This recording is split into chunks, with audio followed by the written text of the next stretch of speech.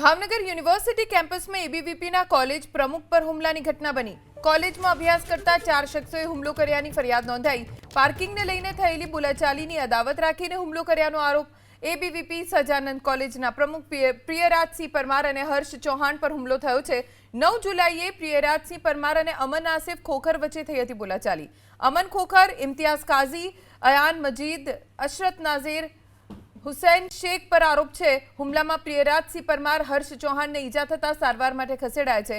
નીલમબાગ પોલીસે એક સગીર સહિત 4ની અટકાયત કરી। બજરંગ દળ, વીએચપી, એનએસયુઆઈ, એબીવીપી સહિતના સંગઠનોએ કરી છે ઉગ્ર રજૂઆત। અમારા સંવાદદાતા પાર્થ પાસેથી વધુ જાણકારી મેળવીશું। પાર્થ, ફરિયાદમાં શું ઉલ્લેખ છે? કયા કારણોસર હુમલો થયો?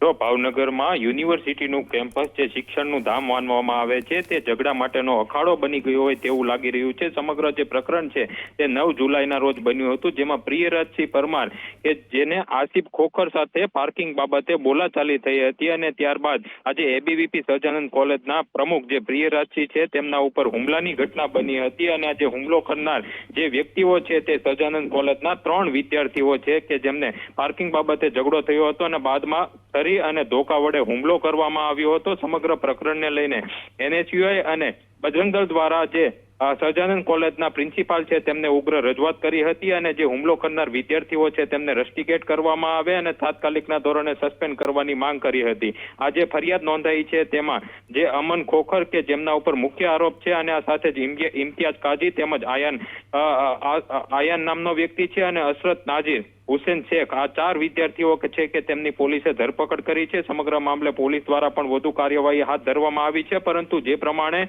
જે શિક્ષણનું ધામ માનવામાં આવે છે ત્યાં પ્રકારની જે હુમલાની ઘટના બની છે તેને લઈને વિદ્યાર્થીઓ દ્વારા પણ ઉગ્ર વિરોધ કરાઈ રહ્યો છે।